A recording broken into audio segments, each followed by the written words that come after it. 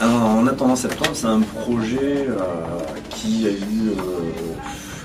été monté il y a 2 ans de ça, où c'était une envie en l'absence d'un groupe qui était important, qui m'a pas mal influencé, Noir Désir, c'était en attendant justement un retour potentiel de ce groupe-là.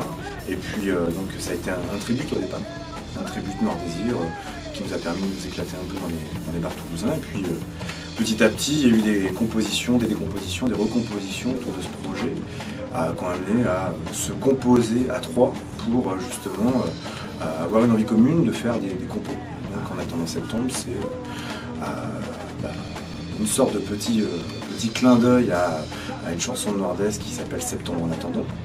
Et c'est un titre un nom de groupe un peu à double sens, quoi. C'est en même temps une façon de décrire un petit peu ce qui se passe actuellement pour nous tous, dans la vie, dans notre société actuellement, au niveau mondial maintenant, et à savoir une phase un petit peu d'inquiétude, voire de grosses inquiétudes sur ce qui se joue actuellement. Et ouais, et puis une phase un petit peu d'espoir aussi, donc en attendant septembre, c'est un peu cette double connotation. Et on a gardé cette idée-là parce que ça nous plaisait, et puis voilà, il y a eu des valeurs autour desquelles on s'est retrouvés aussi, par le biais de cette musique, plus d'énormes influences à droite et à gauche. Hein. Et le trio s'est constitué autour de ce noyau-là, avec des chansons maudies, des choses qui nous touchent quand même, et qui sont importantes pour nous.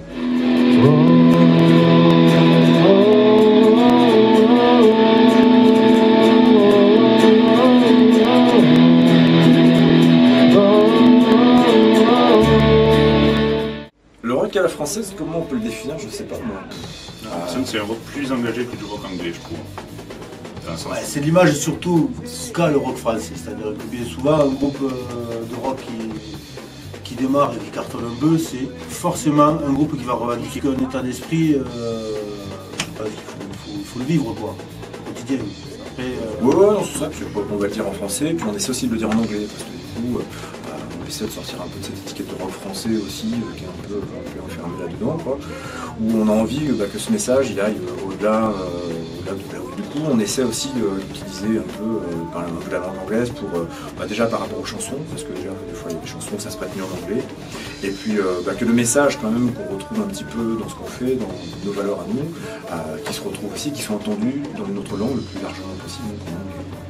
Donc je crois que la musique est un point important là-dedans parce qu'elle porte des messages et puis elle peut des fois faire prendre un peu de recul.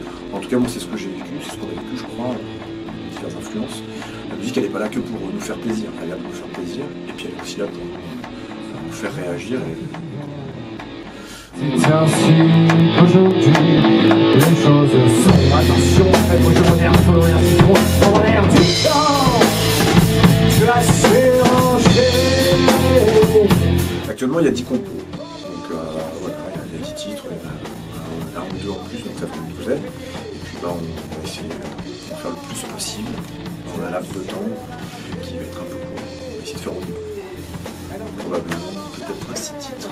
oui, ça prend le chemin aussi. Avec un 6 titres plus finalisé. Les chansons elles parlent de choses qui nous touchent tous au quotidien, des choses qui sont gênantes, qui sont des thèmes finalement assez récurrents, l'évolution d'un système qui implose et puis qui explose. On ne sait même plus par quel prendre les choses de toute façon. Ça va être aussi la manière dont dans ce système-là, à un moment donné, l'individu évolue. On est très centré sur la singularité, sur la façon dont l'individu reçoit ce que ce système produit et la façon dont il démonte à un moment donné un ensemble, et puis en même temps cette façon dont il détruit l'individu même si on essaie de valoriser l'individualisme, c'est pas quelque chose auquel on croit, et je crois qu'il y a beaucoup de soucis à se faire, donc ça va parler de ces choses-là. Oh,